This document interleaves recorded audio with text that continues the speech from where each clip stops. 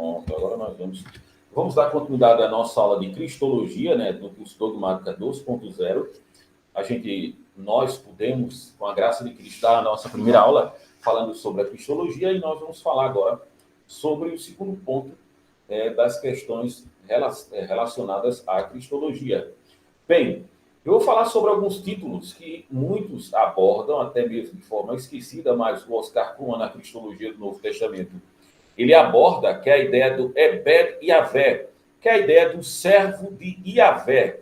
E Cristo, dentro da sua missiologia, é aquilo que Gordon Fee fala no seu livro Cristologia na Perspectiva Paulina, sobre a obra de Cristo que ele realiza, principalmente através dos títulos. Não existe nada de inédito que em relação à pessoa de Cristo, com relação à sua obra, pelo contrário, são coisas já existentes, ou dentro da própria teologia do Antigo Testamento, e mais desenvolvida na teologia do Segundo Templo. Quando eu falo teologia do Segundo Templo, é a teologia que nós entendemos, que é a teologia que desenvolve no período que nós chamamos intertestamentário, ou teologia do rabinato, que assim muitas pessoas conhecem, é que aflora principalmente, como Gerhard von Rad vai dizer, o tensionamento na expectação do Messias como resolução dos problemas, principalmente os problemas que vão aparecendo em relação às questões pós-exílicas, e essa glamuralização para que o Messias apareça,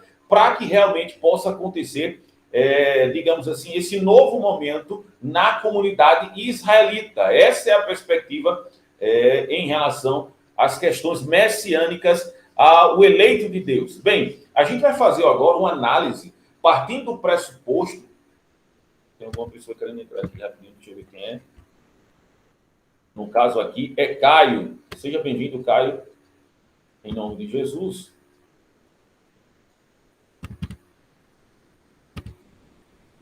Caio?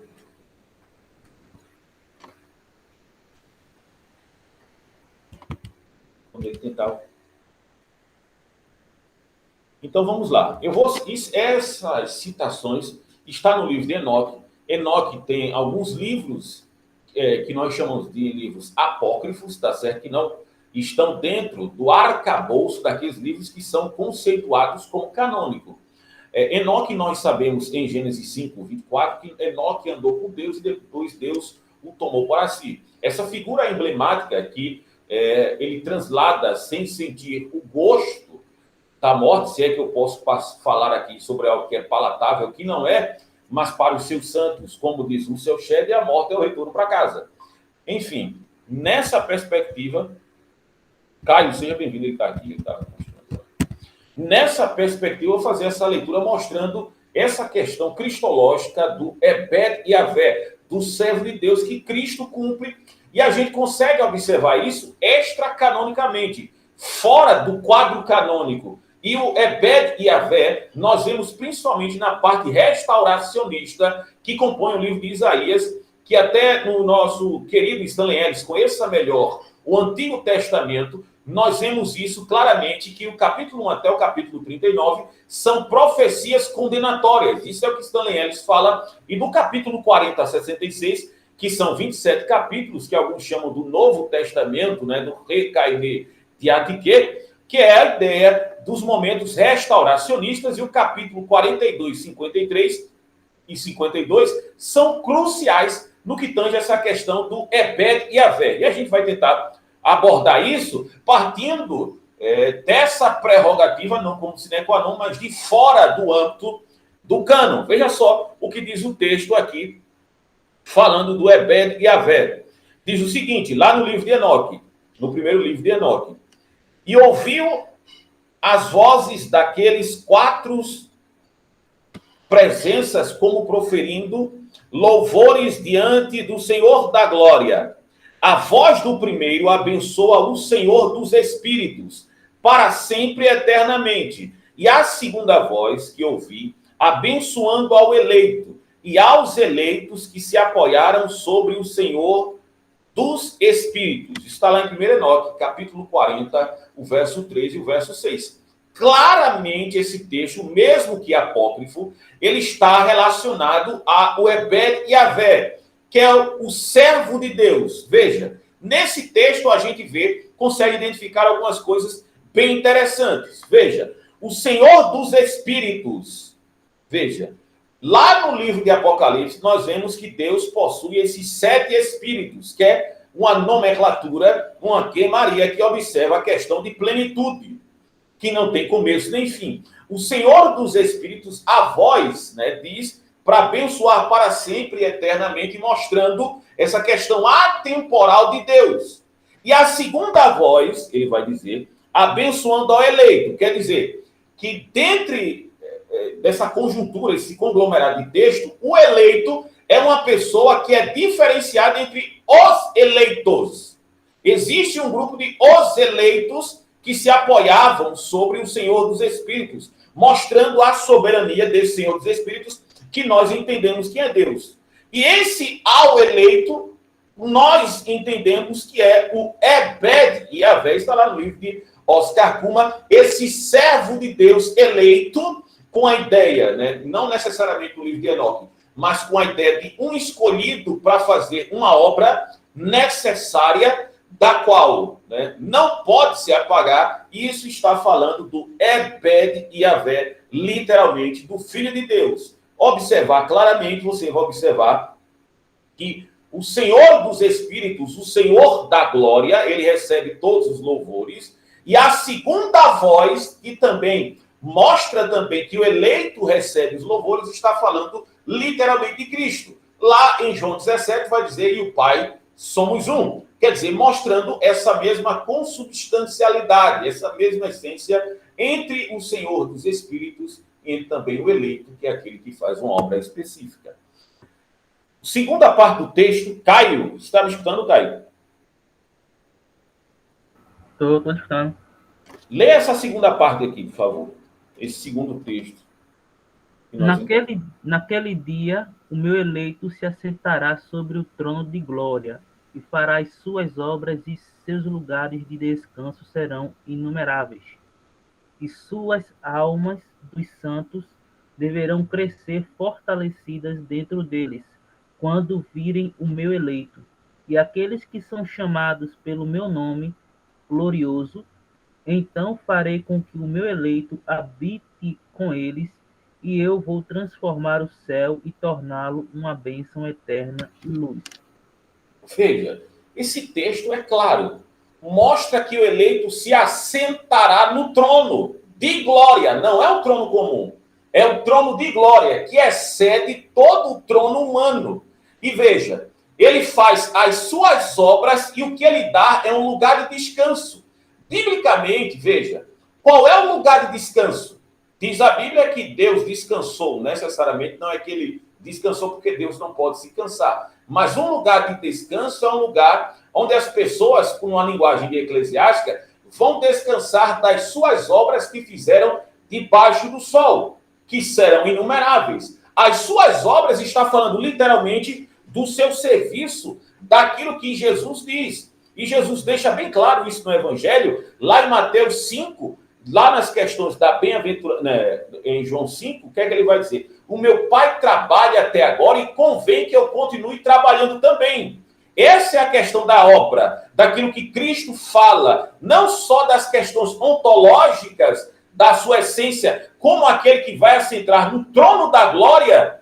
E a Bíblia nos mostra claramente, por exemplo, em Atos capítulo 7, mostra literalmente, o Estevão, no seu discurso, vai dizer que ele vê Cristo assentado à destra de Deus. Diz a Bíblia, Romanos 8:31, que diremos, pois, acerca destas coisas? Se Deus é por nós, quem será contra nós? Aquele que nem mesmo a seu próprio filho poupou, antes nos entregou por todos nós. Como não dará com ele todas essas coisas? Quem tentará acusar os eleitos de Deus, que é Deus quem os justifica? Quem os condenará? Pois é Cristo quem morreu, que antes ressuscitou dentre os mortos, o qual está sentado à destra de Deus.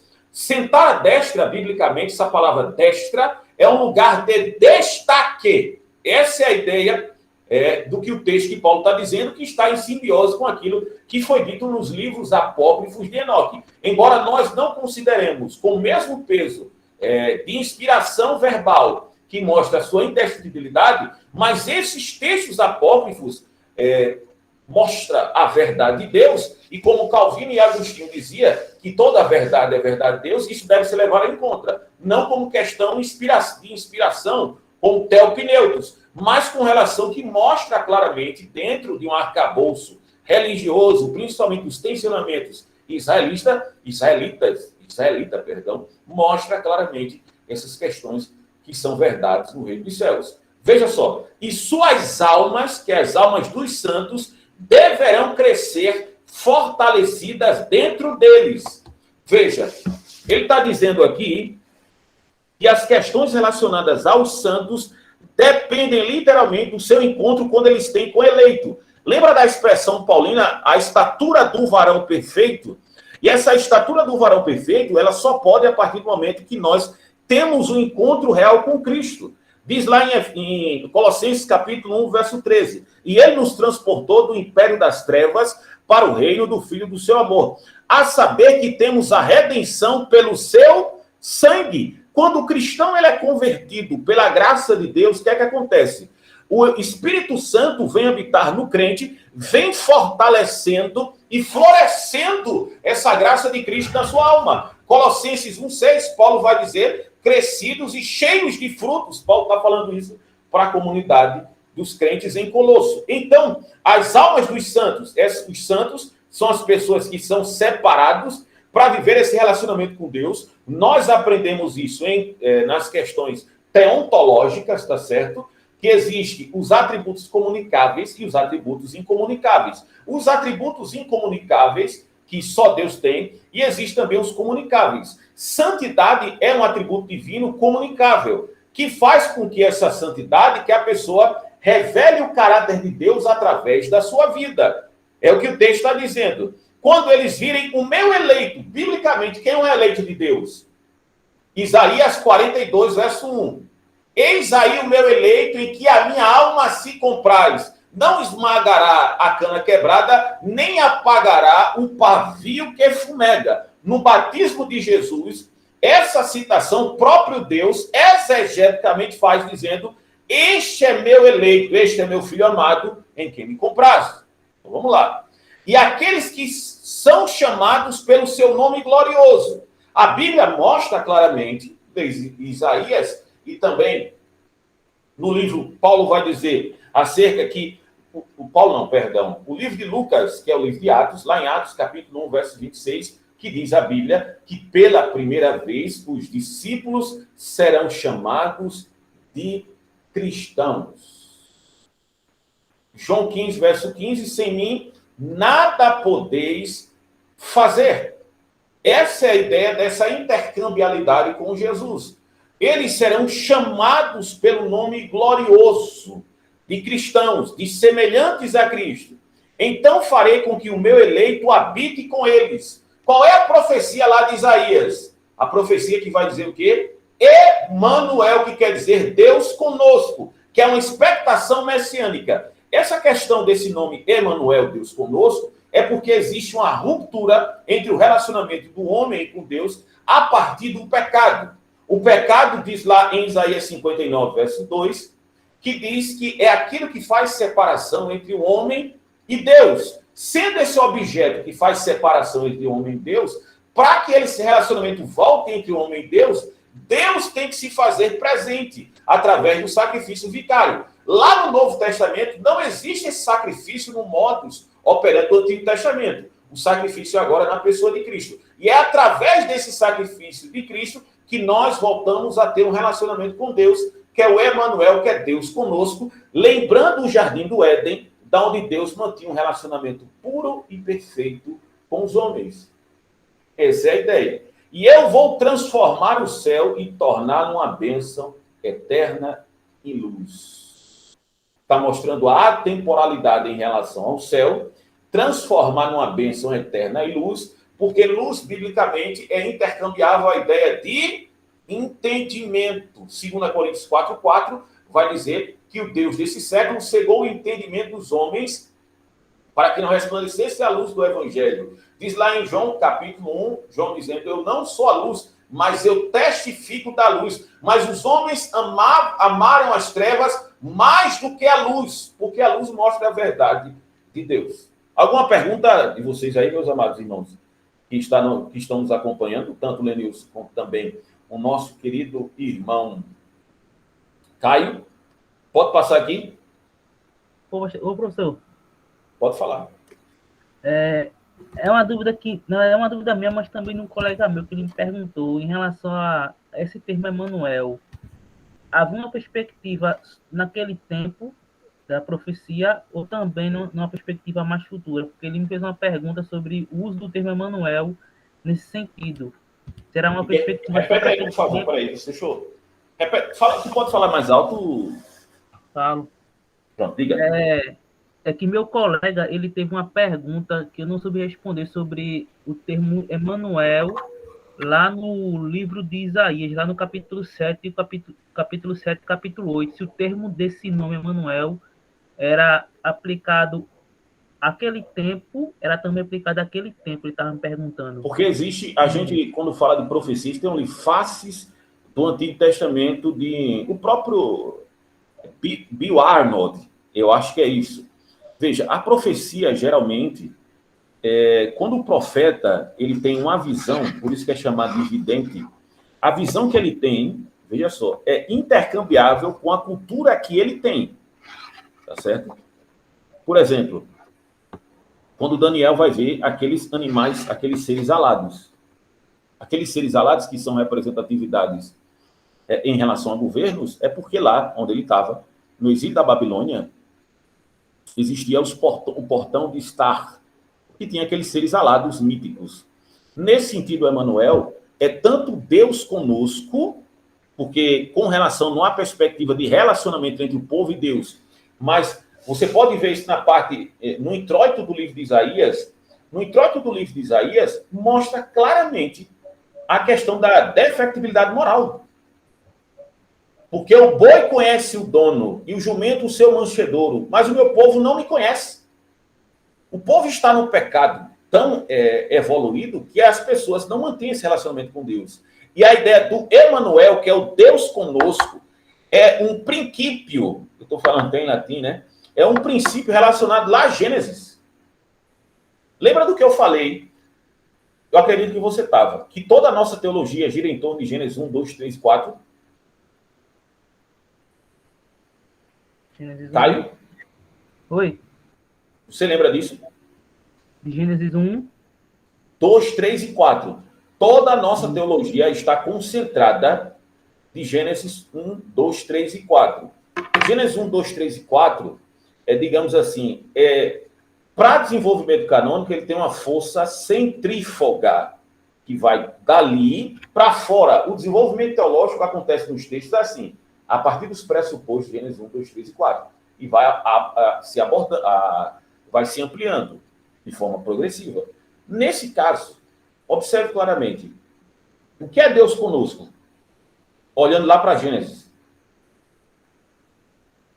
Diz a Bíblia que Deus vinha na mudança do horário da noite e conversava com o homem, com Adão. Normalmente. Mantinha esse relacionamento do Deus conosco. Isso se amplia depois de forma de uma expectação tipológica na Arca da Aliança. A Arca da Aliança é uma representação de Deus conosco. O Emanuel é a expectativa desse relacionamento, inclusive que é isso que o Ebed e Evel restaura, do relacionamento entre o povo e Deus. Quer ter Deus mais próximo ao povo. Porque Isaías vai dizer que o pecado é que faz separação entre o homem e Deus. Daí vem um sacerdote. Mas a ideia da expectativa do Emanuel era aquilo que Deus, literalmente, digamos, que desejava, estou falando no sentido antropopático, desse relacionamento restaurado, que só que não acontece. Mas ele vai acontecer onde? Na pessoa de Cristo. Como é que acontece isso? É Cristo que tem tanto o papel sacerdotal como o papel profético. O sacerdote é levar o homem até Deus e o profético levar Deus até o homem. E esse Emanuel se cumpre lá em Isaías, na expectação, não é que se cumpre, mas na expectação de manter esse relacionamento tem, digamos assim, por vertigem ali com Ezequias. Que Ezequias mantém esse relacionamento entre o povo e Deus, fazendo aquele reavivamento, inclusive jogando fora do templo várias coisas das quais não pertencia, principalmente a serpente que o pessoal tinha trazido lá do deserto, que tinha curado. Mas ele não se cumpre de forma pletórica, abundante. Isso só vai acontecer aonde? Na pessoa de Cristo. A profecia, geralmente, ela tem duplos, não todas, mas tem duplo cumprimento. Deu para entender aí? Sim, deu para entender. Pronto, essa é a ideia. Pode passar aqui? O Lenilson está lá em São Paulo, no trânsito, e mesmo assim está escutando. Eu vou dar uma passada aqui. O Ebed e Avé, que a gente observa, ele é intercambiável com essas ideias de Cristo, não é? Jesus tinha consciência, porque veja só, a ideia do Ebed e Avé, certo? Ela parte do pressuposto do sofrimento. Como o Oscar Kuhlman vai dizer. A ideia do sofrimento, e cada vez mais que existe essa ideia de sofrimento, existe a ideia de substituição. Adão quebra esse relacionamento. Esse relacionamento não é restaurado plenamente, mas para que ele exista a morte substitutiva. O animal, ele sofre as penas que era para Adão, e Adão recebe nova roupagem. E esse critério vai aparecendo. E se você observar, todos aqueles que são servos de Deus, literalmente eles sofrem. Eles sofrem em relação ao povo e eles sofrem entre ele e Deus. Não é à toa que Samuel sofre quando o pessoal pede um rei. Jeremias sofre tanto a ponto dele chorar copiosamente por causa dessa situação. Esdras também chora no capítulo 9, porque as pessoas deixaram o relacionamento com Deus a ponto de perderem o seu próprio dialeto, que era a marca emblemática do povo de Deus. E essa ideia desse sofrimento, cada vez mais vai aparecendo dentro do judaísmo, mostrando essa ideia substitutiva. E Jesus claramente tem essa ideia, dessa questão desse sofrimento substitutivo, que é a sua consciência como parte integral da sua obra. O que diz lá João capítulo 10, versos 17 e 18? Está falando sobre a questão do bom pastor que dá a vida pelas ovelhas, literalmente, mas ele vai dizer o seguinte: ninguém toma a minha vida, eu que dou voluntariamente e tomo-a de volta. Eu dou a minha vida e ninguém a toma de mim, eu que a retomo, porque este é o mandamento do Pai. Quer dizer, essa consciência de substituição, porque Isaías 53, verso 4 e 5 vai dizer o quê? Certamente ele tomou sobre si as nossas dores e as nossas enfermidades, porque o castigo que nos traz a paz estava sobre ele, e pelas suas pisaduras nós fomos sarados. O verso 12 do capítulo 11, do capítulo 53, vai dizer o seguinte: ele verá o fruto do seu trabalho e se alegrará. Quer dizer, essa consciência que Cristo tem, que se desenvolve e mostra claramente no Novo Testamento, que é a ideia do Ebed Avé a partir do sofrimento. O que é que diz lá em Lucas capítulo 24? Convinha que o Cristo padecesse para que entrasse na sua glória. Por causa dessa ideia do sofrimento, Jesus foi interrogado inúmeras vezes pelos apóstolos, por Pedro, pelos 2 discípulos no caminho de Emaús, que não tinha essa parte integral de consciência que o Messias deveria sofrer em relação à sua própria nação. Porque eles queriam, a bem da verdade, um Messias com Ebed e Avé, numa conjuntura e concretude em relação a Davi, que era um gigante, um grande lutador, uma pessoa, um guerreiro, um general, destro em material bélico, pronto para matar qualquer um, e principalmente, da mesma maneira que Davi conseguiu expulsar as nações pagãs inimigas, a expectativa era livrar... Graças a Deus, querido Gustavo, seja bem-vindo. E a ideia era livrar, literalmente, essa questão dos israelitas da mão dos opressores, que no caso aí se configura com o Império Romano.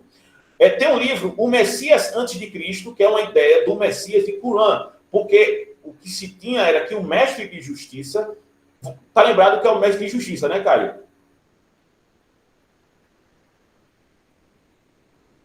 Sim, estou lembrado. O que é o mestre de justiça?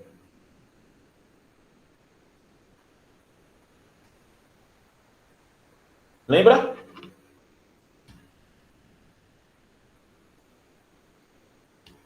Deixa eu explicar. O mestre de justiça era aquele que era o líder da comunidade dos essênios ou de Qur'an, que ficava ali, e existe a ideia de que ele sofreu, digamos que, um martírio em relação à comunidade, principalmente pelo Império Romano. Enfim, ele acabou morrendo e não acontecendo absolutamente nada.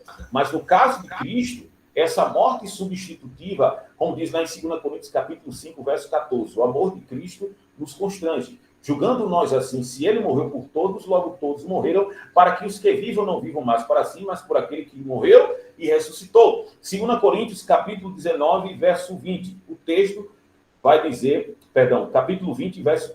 capítulo 5, verso 20 e 21. E só que somos embaixadores da parte de Cristo, como se Deus por nós rogássemos. Rogamos-vos, pois, que vos reconciliei com Deus. Ora, aquele que não conheceu o pecado, se fez pecado por nós, para que nós fôssemos feitos justiça de Deus. Essa consciência, desenvoltura de Isaías 53, ela vai se alargando dentro dos próprios evangelhos e da teologia paulina, acreditando até em Apocalipse que o Cordeiro de Deus está morto desde antes da fundação do mundo. Essa ideia que Cristo tem de si mesmo, abarcando literalmente como parte integral da sua obra, o sofrimento é totalmente necessário. Não só é necessário na obra de Cristo, mas a continuidade da obra de Cristo na vida daqueles seus seguidores como arquétipos. Por quê? Porque o sofrimento é parte integral da cristandade. O sofrimento por não fazer a vontade da carne e o sofrimento que é necessário para depurar da nossa alma tudo aquilo que existe de confiabilidade em nós mesmos e confiarmos em Cristo. Por mais que exista esse sofrimento, ela é parte integrante porque nós entendemos que Cristo sofreu dores indeléveis e inenarráveis por nós. Essa é a ideia da obra de Cristo. Vocês estão entendendo aí, amados? Sim. Vamos lá. Pode dar continuidade. Se quiser falar também, Gustavo, pode falar, viu?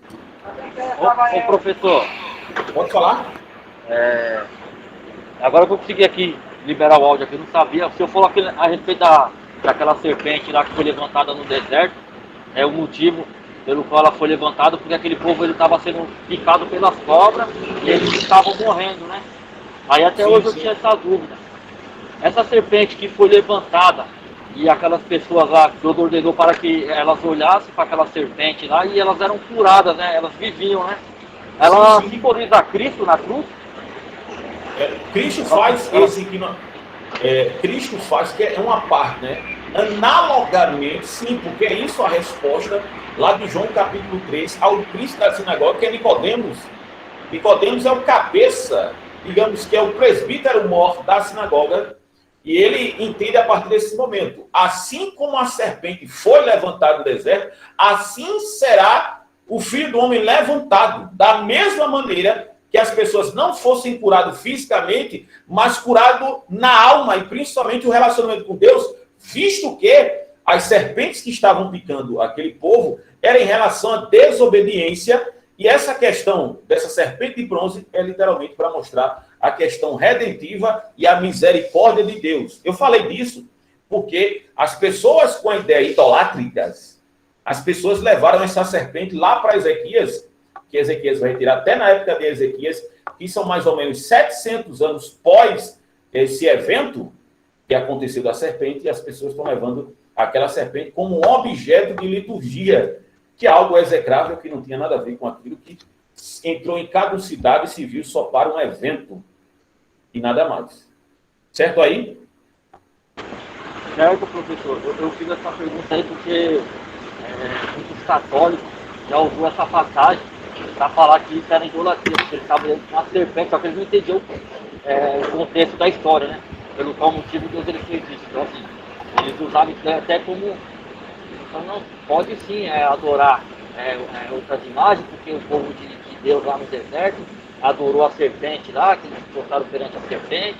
Então, por isso que eu fiz essa pergunta para o Senhor, né, que até eu, não em questão de sair da idolatria, eu dele condena a idolatria, mas a respeito desse simbolismo, né, que essa serpente aí, ela simbolizava, né, que era o que o Senhor acabou de falar. Muito obrigado, né? Bastante edificante. Nada, é isso. Dizer que você está aí e a gente vai estudando aqui. Gustavo, você está me escutando? Não, que é isso? Não. Amém, professor. Abra aí Marcos, capítulo 2, verso 18 e 22. Veja, a gente está mostrando aqui, vocês estão vendo o slide. Esse nome aqui em hebraico é o Ebed Yavé, tá certo? Servo de Deus na consciência de Cristo. Eu mostrei aqui que isso é uma consciência tão vigente na teologia messiânica que até nos livros apócrifos, como também no livro de Enoque, isso é demonstrado.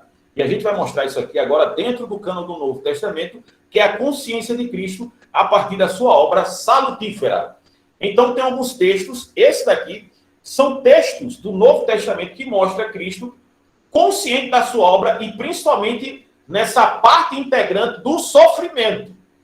Como servo, assim como os servos do Antigo Testamento sofreram devido à sua obra em relação a eles mesmos e em relação à comunidade da qual estavam servindo, principalmente os profetas, a gente vai ver na pessoa de Cristo. Então vamos lá, Marcos, capítulo 2, verso 18. O que é que diz aí?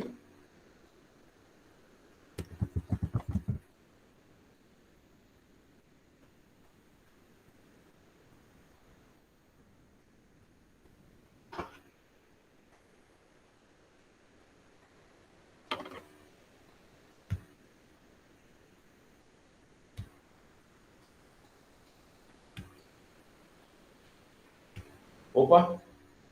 Gustavo?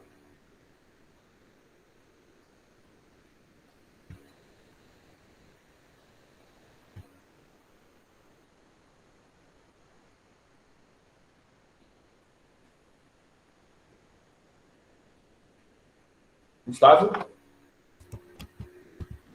Som, vocês estão me escutando? Som. Amém, professor. Encontrou, reverendo? Porque eu tinha saído aqui rapidinho. É para abrir a palavra de Deus. Em Marcos. Marcos, capítulo 2, né? E o versículo, professor? 18. O que é que diz aí o texto?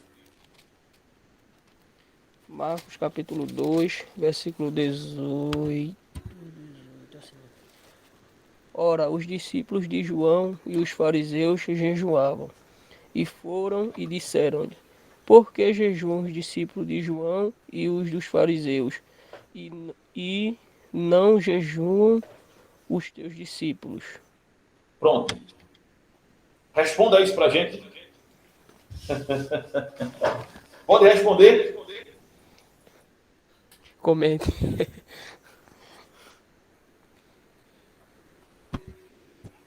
Vamos lá. Vai Porque, pode responder? Diga assim, por quê? Porque Jesus já estava com eles, né? Não precisava deles jejuar, porque Jesus estava com eles. E Jesus é o quê? Deus, o Messias, o Filho E o de jejum Deus. serve para quê? Qual o propósito do jejum veterotestamentário? Ficar triste, né? É o quê? É que tá um pouquinho baixo. É o quê? Gustavo? Senhor. Pode falar, fala Amém. agora. Ficar triste, né? A ideia, veja só, do jejum tem duas questões, que é o quebrantamento, e o quebrantamento vem numa atitude de humilhação e manter, mais uma vez, esse relacionamento com Deus. Essa é a ideia integrante do jejum. E quando o noivo, veja só, a explicação de Jesus é simples. Qual é a figura do noivo? A figura do noivo dá-se-á por uma ideia de expectação de festividade. Enquanto se está em uma festa, principalmente nas festas litúrgicas veterotestamentárias, não existe essa questão de jejum, a não ser de cunho quando tem a questão de ordem sacrificial do Yom Kippur do Antigo Testamento. Essa é a ideia porque os discípulos não jejuam. Mas a consciência que Cristo tem é que um dia o noivo ia ser tirado. E quando o noivo fosse tirado, o que é que acontecia? Eles iam jejuar. Para manter essa simbiose, esse relacionamento e essa questão de humildade. Essa é a ideia. Mas a humildade entendia da soberania de Deus e as questões das defectibilidades e das nossas finitudes. Essa é a ideia. Enquanto Deus estava literalmente com eles, nesse sentido encarnado, eles não precisavam jejuar, mas nesse sentido, quando o noivo fosse tirado, essa expressão noivo será tirado é a consciência da obra de Jesus de forma vicária. Cristo tinha consciência, literalmente, da sua morte como parte integral teleológica para a conclusão da sua obra. Por isso que a Bíblia diz em Gálatas 3,13, o que é que diz lá? Cristo nos resgatou da maldição da lei, fazendo-se ele próprio maldição em nosso lugar, porquanto está escrito, maldito todo aquele que for pendurado no madeiro. Forma substitutiva que nós chamamos de SP, que é substituição penal. Existem várias teses em relação à morte de Cristo. Substituição penal, Cristo Victor, e existe a ideia da satisfação, tanto de Anselmo como de Tomás de Aquino. Vocês já ouviram falar dessas teses?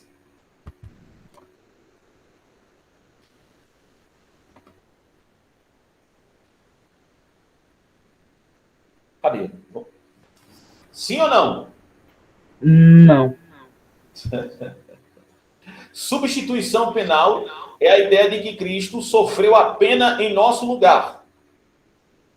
A ideia do Cristo Victor, Gustafs, que é um dos grandes defensores dessa ideia, é que Cristo nos deu vitória sobre o mundo espiritual e outras coisas mais, e não sofreu a pena sobre os nossos pecados, com a ideia de quê? De que Deus jamais poderia punir um justo. Essa é a ideia. E a ideia da satisfação de Anselmo é que Cristo satisfez a vontade de Deus, que tanto era desejada por Deus, mas Cristo, como homem insatisfeito, o satisfez em relação da sua obra e da sua perspectiva ontológica. Tá certo? Eu acredito na substituição penal, tá certo? Isso é claro. Eu respondo só com o texto, João 1:29. João 1:29, e João Batista veio Jesus, o que é que ele disse? Eis aí o Cordeiro de Deus. É?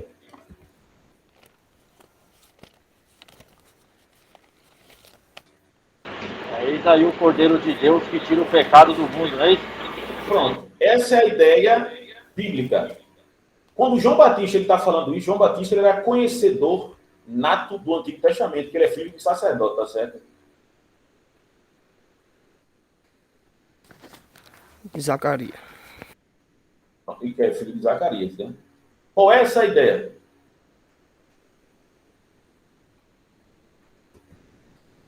É a substituição do Antigo Testamento. Existiam dois cordeiros. O cordeiro que era oferecido para o Santo dos Santos, com a mão de sangue, o sacerdote fazia isso na tampa da propiciação, e existia o que ia para o deserto, que onde colocava a mão é transferência, bota na cabeça do animal e ele vai para o deserto. Até ele morre lá no deserto, para que ninguém veja mais, com a ideia que ele levou os pecados. Isso mostra biblicamente em relação a Jesus. O texto que eu já citei. Ele levou sobre si as nossas dores e as nossas enfermidades.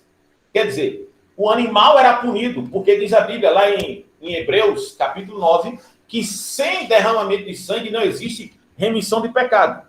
A ideia da expiação como satisfação, não é que é a ideia de fazer restituição daquilo que foi quebrado, isso aí é até bonito, mas não tem respaldo bíblico, não. Pode ser uma parte integral e o pessoal tentar crescer essa ideia a partir de uma visão, digamos que micro, para dizer que isso é a realidade da morte de Cristo, aí não tem ideia nenhuma. E a ideia do Cristo Victor quer dizer que Cristo venceu a morte, venceu as nossas enfermidades, vencer o Satanás e outras coisas mais, né, é uma ideia de tirar, principalmente porque eles partem do pressuposto de que Cristo não morreu em nosso lugar. Essa é a ideia. Que eu acredito que seja antibíblica. Tem vários textos que consubstanciam a ideia da substituição penal. E pelo menos é assim que eu acredito, tá certo? Vocês querem falar alguma coisa em relação a isso? Eu posso passar. Ou podemos dar continuidade? A gente tem aí alguns slides para passar. O que é que vocês me dizem? Amém, professor. Pode passar. Então, vamos lá. O que é que diz a Bíblia em Lucas 3:34?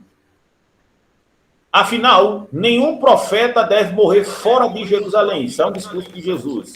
Jerusalém, Jerusalém, que mata os profetas e apedrejam os que foram enviados. Quantas vezes eu quis reunir os teus filhos como a galinha reúne seus pintainhos debaixo das suas asas. É consciência de Cristo também? Claro que é consciência de Cristo. O profeta de Jerusalém ele não deve ser morto fora de Jerusalém, dentro de Jerusalém. Por quê? Os profetas que morreram, geralmente nos casos, eu sei que Abel não é profeta. Lógico que não é. Mas quem foi que matou Abel? Caim. Quem? Caim. Quem foi que colocou José dentro de uma cisterna dizendo que ele tinha morrido ao seu pai? Os irmãos de Os José. irmãos. Quem? Os irmãos de José. Quem não acreditou no ministério profético de Moisés? Quem foi? Os irmãos dele, Arão e Miriam. Quem não acreditou no chamamento de Davi? Os irmãos também, Irmão. Eliabe. O próprio pai. Os próprios pais não acreditaram no chamamento. Isso é óbvio. As guerras, vejam só, isso é o que a gente chama de justiçamento social.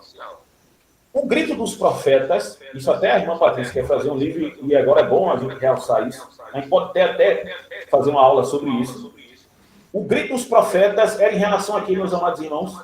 Me diga. Em relação ao pecado, de ordem sexual, principalmente, devido à prostituição cultural, mas também tem outro pecado. Qual é? Justiçamento social. O que é justiçamento social? É as pessoas desabonarem os hipossuficientes. O que é isso, professor? É as pessoas não darem o direito do órfão e da viúva. Isso está positivado em Deuteronômio 24. Qual é a ideia de Deuteronômio 24? Quando você for na oliveira, quando balançar, você não deve balançar novamente. Porque aquilo que ficar é para o direito do órfão, da viúva e do estrangeiro. Isso a partir do versículo 19, 16. Se eu não estou enganado. Na videira, a mesma coisa. Quando balançar, vocês têm que deixar aquilo que caiu no chão, que é para o direito do órfão e da viúva. Quando o pecado ele é gritante, o que é que acontece? As pessoas começam a oprimir os seus irmãos. Vê Neemias. Observa lá Neemias. Os de dentro não acreditaram no ministério. E são os de dentro que diz a historicidade que mataram tanto Ezequiel quanto também o próprio profeta Isaías. A história nos diz que Isaías foi cerrado ao meio pelos seus próprios irmãos. Veja a ideia que a gente tem. E no caso de Cristo, quem é que mata Cristo? É o Império Romano ou os seus irmãos? Os irmãos. João 11, o que é que diz? Ele veio para os seus e os seus não receberam. Ninguém acreditou na obra de Jesus. Os irmãos de Jesus, eles acreditam na obra de Jesus a partir da sua ressurreição, que Tiago se torna um proeminente dentro da história do cristianismo e da cristandade, dando voz até no concílio de Atos, capítulo 15. Mas até então, ninguém acreditava na obra de Jesus. E os próprios profetas é que matam Jesus. Os próprios profetas não. Os próprios irmãos de Jesus matam Jesus como profeta. Que até o discurso de Jesus, Jerusalém, Jerusalém, que mata os seus próprios profetas. Eu gosto muito de Leonardo Reverend, porque ele diz o seguinte: se Jesus pregasse a mensagem que a maioria dos pregadores pregam hoje, ele jamais seria crucificado. E aquilo que Timothy Keller vai dizer, Jesus não era um cara legal. porque caras legais não são crucificados. E essa ideia de o profeta de Jerusalém deve ser morto em Jerusalém, Jesus quebra, porque Jesus morre fora de Jerusalém, né?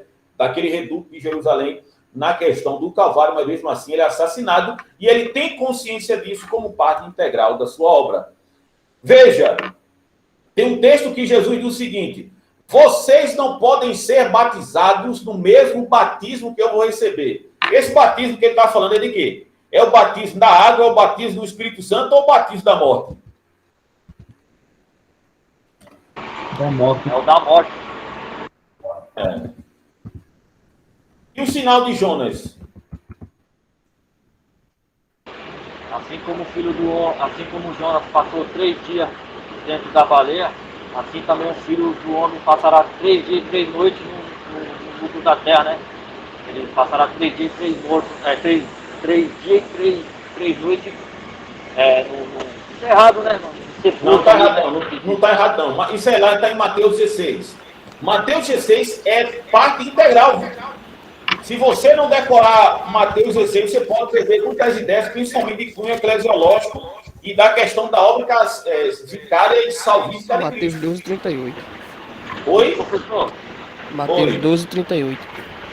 12 e 38, ele responde também em Mateus 16, isso, né? Mateus 16, 1, 2, ele vai dizer o seguinte: eu não vos dou, porque os fariseus e profetas, ele pedem um sinal a Cristo. Ele vai dizer: vocês são geração corrompida e perversa, eu não vou nem dar nenhum sinal, a não ser o sinal de Jonas. E Jonas se torna um protótipo da obra de Cristo, né? Que Cristo, no sentido, ele passa 3 dias, né? E depois Jesus ressuscita. Olha, agora o que é engraçado é o que Jonas é, né? Porque Jonas, ele faz tudo errado. O sinal milagroso é esse, né? Ele mesmo fazendo as coisas erradas, né? Mas Deus, no final, conclui a sua obra. No caso de Cristo é diferente, que Cristo faz todas as coisas de acordo com o beneplácito da glória de Deus. Opa, pode falar. e a respeito daquela que Pedro disse que Jesus ele pregou para os espíritos, né? Jesus ele pregou para aqueles espíritos lá aquelas Sim. pessoas que morreram no dilúvio. Jesus de fato ele desceu até lá e pregou para aquelas pessoas mesmo? Sem sombra de dúvida, indubitavelmente. Indubitavelmente. Ele pregou os espíritos em cadeias. Aqueles que foram Vou falar, mortos Gustavo. no dilúvio, né? Mas essa pregação foi. Essa pregação foi com relação ao quê? Pregou a vida, porque veja só, vou explicar. A ideia é o seguinte: a ideia é que as pessoas estavam na expectação de um tensionamento messiânico. A pregação, o triunfo de Cristo, o Messias veio, morreu e vai ressurgir nesse sentido. E a pregação é mostrar a fidelidade de Deus, que literalmente venceu o pecado, a morte e Satanás. Que a palavra lá, quando diz que ele pregou o espírito em cadeias, a palavra ali é queridamente pregação. Histórico-redentiva. Mostrar o evangelho. Diga. Pregação de salvação, não, né? Não. Nesse sentido é mostrar o triunfo de Cristo. Só para mostrar o triunfo. Mostrar o triunfo. As questões antediluvianas, né, que aconteceram antes do dilúvio e outras coisas mais, né, com relação principalmente aos gigantes, né, aos demônios que deixaram a sua própria habitação e tiveram conjuntura carnal com as mulheres. Embora algumas pessoas não defendam isso, mas me desculpe dizer, isso é parte integral dentro da cultura judaica, principalmente na teologia do segundo tempo, entender essa conjuntura carnal entre os anjos e mulheres, tá certo? Aí o pessoal disse: mas Jesus disse lá com os saduceus que nós seríamos como os anjos. Tá, os anjos no céu sim, não vai ter conjuntura carnal. Mas deixa eu fazer uma pergunta a você. Jesus é Deus encarnado, sim ou não? Sim. Sim? Pergunta que não quer calar. Jesus é 100% homem, sim ou não? Sim. 100% Sim, homem. quando ele veio a essa terra, sim. Jesus tinha órgão genital? Sim. Tudo que o homem tinha. É o quê? Sim. Claro, sim, meu amigo. Tudo que o homem tinha. O quê? Tudo que o Ele homem tinha, não, ele tem. Só que ele não precisa da necessidade fisiológica, ele está agora de forma plena. Mas, os anjos na casa de Ló, Eles eram anjos pela metade, sem órgão genital? Não. Não. Isso é absurdo. Enfim, não reconhecer essa ideia com relação a essa questão dos anjos, né? Mas, enfim, não é parte integrante aqui. Se vocês depois quiserem, eu posso fazer até um vídeo mostrando essa ideia aí, não isso é verdade. Professor, Opa. em questão lá do dilúvio lá, né, que o senhor falou aí mesmo, é verdade. Jesus ele não pregou salvação para aquelas pessoas, porque aquelas pessoas não morreram inocentes, né? Porque Paulo ele diz mostrou que o triunfo, sem a lei ele pecaram, mostra o triunfo, né? Isso, que aqueles que sem a lei pecaram, sem a lei também, né, serão julgados. E aqueles que com a lei pecaram, com a lei, né, serão julgados. Paulo fala isso, né? E cada um de nós tem a lei da consciência, né? Todo ser humano ele sabe discernir o que é certo e o que é errado. Então aquelas pessoas que morreram lá no dilúvio, você pode ter certeza que Noé avisou para elas, né? Que Deus sem sombra de dúvida. O juízo. Então eles ouviram também a pregação de Noé, no caso. Ah, beleza. Sem sombra de dúvida, tá certo? Vamos Então, dar continuidade aqui. O que você falou é verdade. É graça de Cristo, né? Então vamos lá. Deixa eu voltar aqui. Vocês estão com. Na tela de vocês, está mostrando aí, né, essas questões. Vamos lá. E depois a parábola da morte do herdeiro, né? A parábola da morte do herdeiro. Vocês sabem qual era, né? Que é a parábola da vinha. O que é que acontece no final? A vinha é arrendada, tá certo? Som. Ok, som. Estamos ouvindo, Tá ouvindo, professor.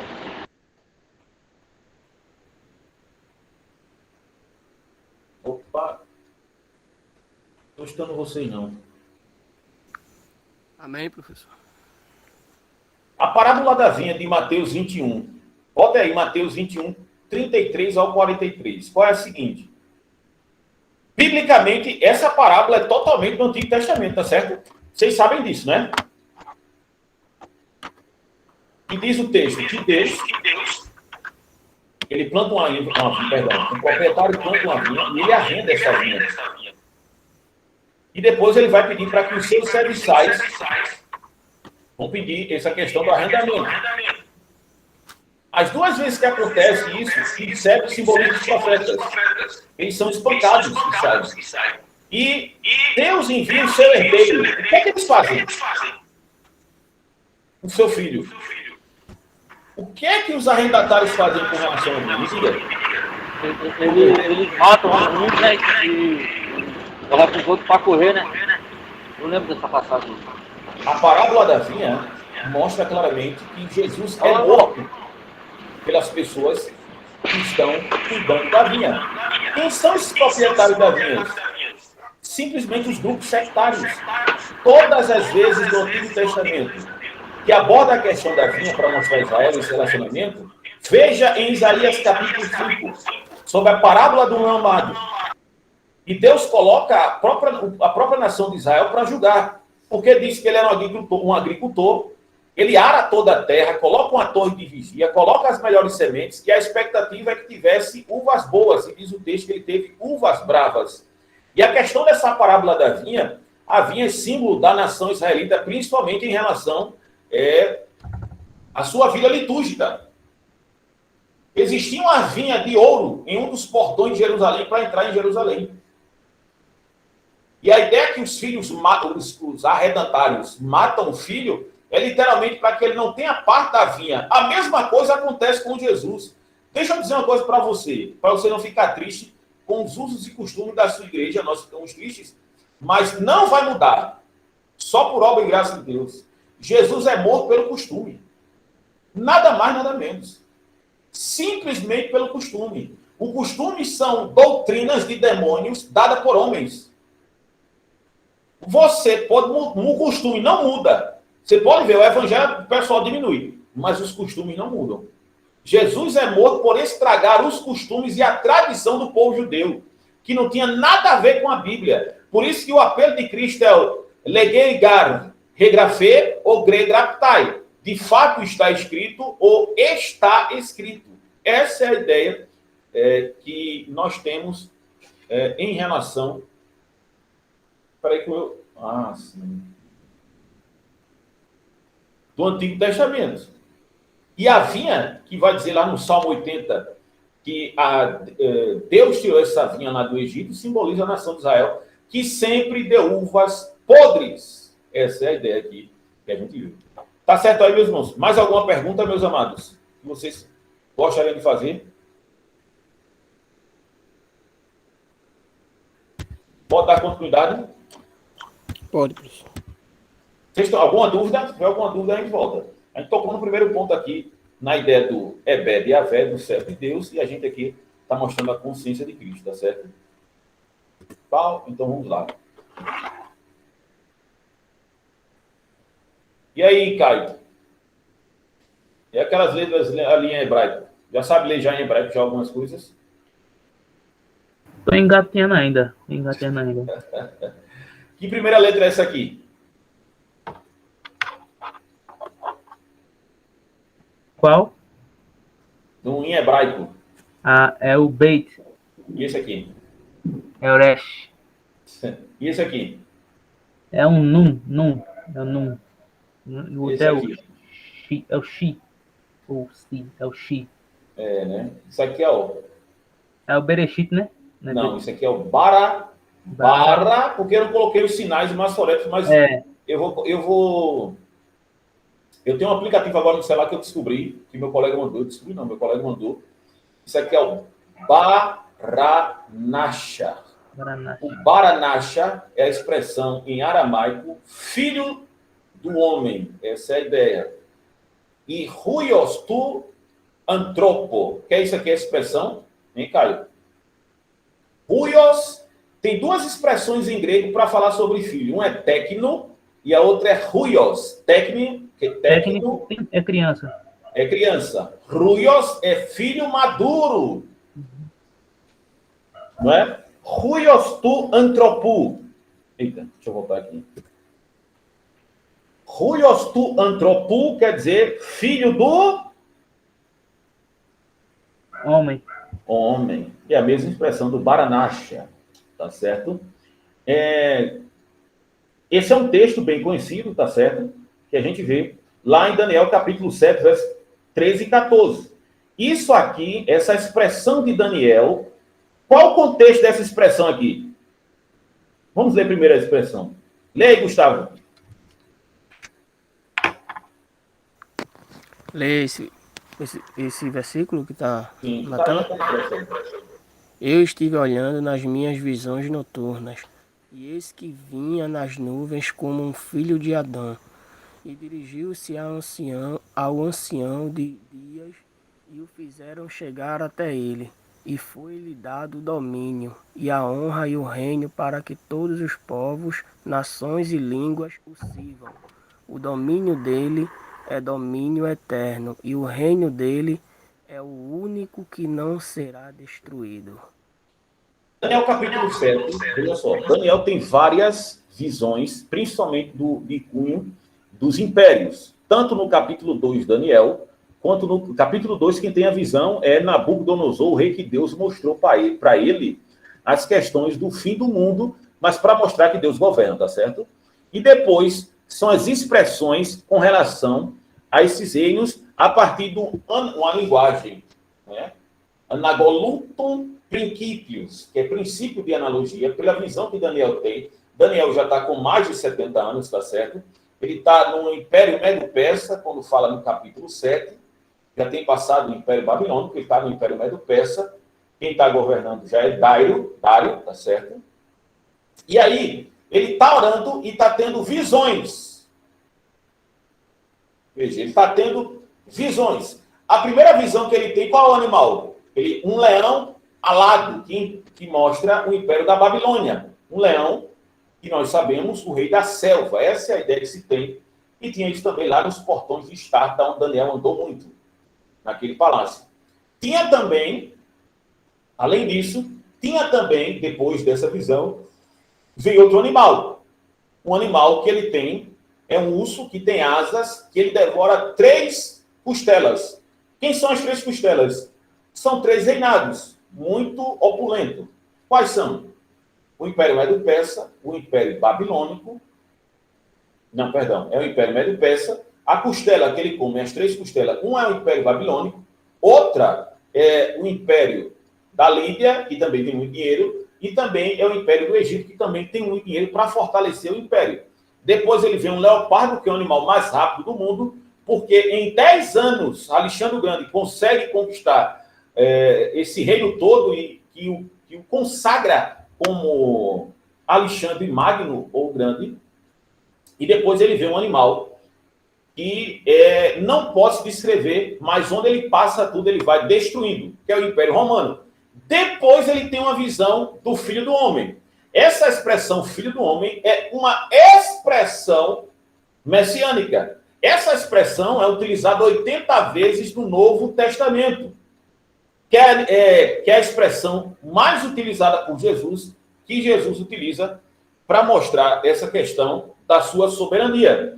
Eis que estava olhando nas minhas visões noturnas, e eis que vinha nas nuvens um filho de Adão, o filho do homem, e dirigiu-se ao ancião de dias. Veja, o ancião de dias, que representa Deus, que é a ideia de ancião com a questão de atemporalidade de julgamento, tá certo? E o fizeram chegar até ele. Essa expressão filho do homem, ela não só aparece uma vez no livro de Daniel, ela aparece lá o 4º homem da fornalha, não é isso? Que Nabucodonosor eu vejo como aparência dos filhos dos deuses, ou filho do homem. Essa é a expressão de Nabucodonosor para mostrar. E ele vai dizer que o ancião de dias, ele se chega até ele, o ancião de dias, e é dado a ele domínio, honra e reino para que todos os povos e nações ligam e línguas o sirvam. Ora, isso é uma expressão de Deus do Antigo Testamento. Ninguém pode adorar e honrar outro ser a não ser Deus ou adorá-lo. E o domínio dele não é um domínio temporal, é um domínio atemporal, maior do que todos os outros 4 impérios que tinha aparecido. Essa é a expressão que a gente vê em relação à expressão messiânica, que Jesus cumpre essa questão. Veja só, é verdade que a expressão Filho do Homem aparece mais de 80 vezes no Novo Testamento. Assim, o significado específico de cada uma dessas, tantas ocorrências expressa, bem como a finalidade pretendida por Jesus ao usá-las, deve ser analisada caso a caso. Veja, eu já coloquei aqui o caso final, que é Mateus 26, 64. Eu, porém, lhe digo que desde agora haverá um Filho do Homem assentado à mão direita do Todo-Poderoso e vindo com as nuvens no céu. Veja, já uma expressão que declara o quê? A realeza de Cristo. Mostra Cristo como literalmente como rei. Essa é a ideia que quer se mostrar em relação a tudo isso. Existem 80 expressões dessa, né? Expressão Filho do Homem, que é essa frase. Eu poderia citar aqui várias que mostram literalmente o poder de Cristo. Lá em Marcos, capítulo 2, quando aquele homem ele é colocado pelo telhado e chega até Jesus, qual é a expressão que Jesus diz em relação àquele homem? Diz que a fé dos amigos ela é grande. E qual a expressão que ele diz? Perdoados estão os teus pecados. Levanta-te e... toma a tua cama aí. Essa é a expressão. Depois os fariseus, eles começam a reclamar disso. Por quê? Porque eles vão dizer que só Deus pode perdoar. Qual é a tréplica de Jesus? Para saber que o Filho do Homem tem autoridade nos céus e na terra, os teus pecados estão perdoados e levanta e anda. Veja, essa expressão Filho do Homem é uma expressão messiânica da qual todos esperavam. E com essa mesma ideia, comprova claramente que Jesus tem o mesmo poder de Deus, porque ele é Deus. Essa é a expressão. A mesma expressão acontece em Lucas, capítulo 19, na história de quem? De Zaqueu. O Filho do Homem veio buscar e salvar o que se havia perdido da casa de Israel. Quem é que vai atrás do povo? Para redimir o povo. Quem é que vai atrás? Jesus. Jesus é que vai atrás. Mas no Antigo Testamento, quem é que vai atrás? Os profetas, né? Não. Deus se utiliza dos profetas, né? É Deus que vai atrás. É Deus que vai atrás. Porque a ideia qual é? A religião da meritocracia que nós vemos fora da cristandade não trabalha com o termo graça. Mas é o próprio homem que vai atrás de Deus. Mas Em relação à cristandade, quem faz a causa segunda, que é o homem, é Deus.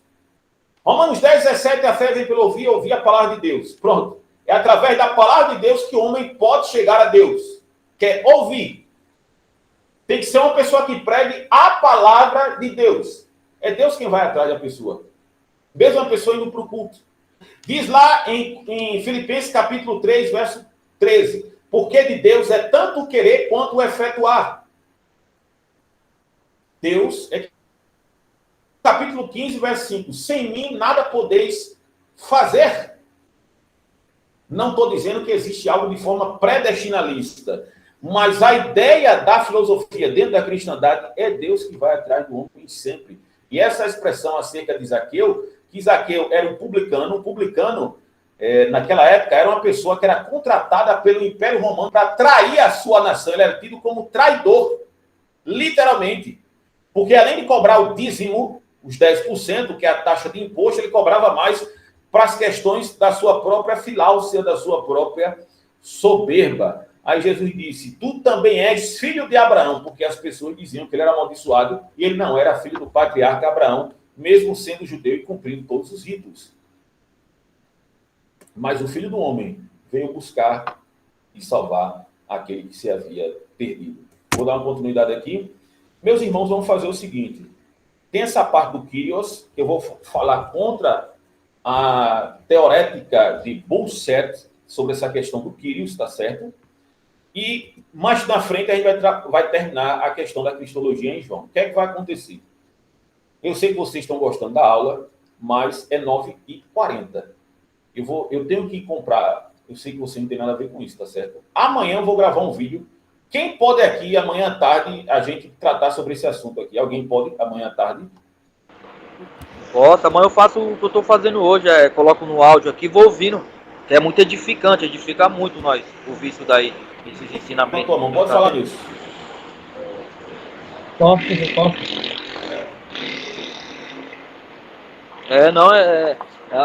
Obrigado. Amanhã à tarde. Vai gravar, né, professor? Pode falar. Vai gravar? Pronto. Tá gravado. Parou. Claro, eu vou gravar a aula. Parou vocês, literalmente vocês estão aí escutando essa nossa aula, tá certo? Tá bom. E a respeito lá que o senhor falou, é muito interessante mesmo, porque muitas pessoas na igreja não sabem isso daí, da divindade de Cristo, né? Que Cristo ele é 100% homem e 100% Deus, né? E muitas pessoas não sabem nem disso, professor. A gente vai falar. Eu vou falar sobre, amanhã não, mas veja só. Quer que Eugênio Peterson tem um livro chamado como é o nome do livro disso? A Maldição do Cristo Genérico. A propriedade do livro ele faz uma pergunta clássica. A pergunta é: nas igrejas a Trindade é um apêndice. Será realmente que deve ser tratada assim? Qual foi a última vez que você ouviu a expressão sobre Trindade na sua igreja? Me digam aí. Pregando sobre a Trindade. A deidade do Filho. Eu nunca. E nenhuma. Nunca. Eu era da Deus é Amor, nunca ouvi falar. Agora na atual que eu tô, nunca ouvi falar. Eles não falam tudo. É por isso que eu falo. Se fosse pregado esse tipo de pregação dentro das igrejas, as igrejas não iam aprender tanta heresia. Porque é muita bênção, hoje é pregado muita bênção, entendeu? A prosperidade, que Deus mandou te falar isso. E assim, eu tento procurar isso na Bíblia, e é igual o senhor falou, o cristianismo, ele é o quê? Ele é sofrimento. Você vê pelos apóstolos, os discípulos, né, de Cristo, o próprio Cristo, os profetas do Antigo Testamento. Não, você por pregar a palavra, você por ser um cristão, igual o professor falou, é renúncia. Mas eu não vejo isso nas igrejas, eu não vejo eles falando a respeito disso, entendeu? Muitas igrejas não falam mais disso. Por isso que está esfriando. Tem uma lição que estudou sobre isso, professor. É o que, Gustavo? Uma lição falou sobre Mística dominical. Mas geralmente no culto é coisa que não é colocado, né? Não é, né? Mística dominical é falado, mas no culto da igreja, Cristo foi tirado há muito tempo. É raro falar sobre morte de Cristo, sobre ressurreição. Por exemplo, como é que eu vou combater as teses contra a questão da ressurreição de Cristo? Será que Cristo realmente ressuscitou? Sim, me prova que Cristo ressuscitou. E aí? É porque assim, se Cristo não ressuscitou, então todos nós estamos condenados, porque Paulo ele fala a respeito disso daí, acho que era os saduceus, né? Que eles não acreditavam na ressurreição. Aí Paulo perguntou, por que vocês se batizam em nome dos mortos, né? Um negócio assim, né? Já que os mortos não vão ressuscitar, então se Cristo ele não morreu, e se Cristo ele não ressuscitou, então o que será de nós, né? A nossa Porque se pregação Cristo não seria fez vã. isso, seria vão, exatamente, o que o irmão falou. Então assim, Fala, todos Gustavo. nós... É verdade, Lenilson, eu estou gostando. É o que, Não Gustavo? pode falar, Gustavo. Não, eu tô dizendo, completando o que o irmão falou, Paulo disse que se Cristo tivesse morrido e não tivesse ressuscitado, a nossa pregação seria vã, né? E Paulo vai dizer em 1 Coríntios capítulo 15, versículo 3, que Cristo morreu segundo as Escrituras e ressuscitou segundo as Escrituras, né? E a gente pode Isso provar aí, 10 de isso 50. falando dos evangelhos já no final, né? Não, não Falando, sei quando vai não. Lá falar tem da que... ressurreição e ascensão de Cristo subindo aos céus, né? É complicado, né? Lenilson, liga teu som de novo, para a gente concluir que a gente vai orar. E eu vou fazer esse vídeo amanhã, tá certo? Lá no meu trabalho, eu vou gravar. Passageiro aqui, eu tá? mesmo Liga. Não tá bom, professor. Lenilson está lá. Eu tenho um aluno aqui, hoje não está em Paudade, que é Gustavo. Lenilson é de São Paulo.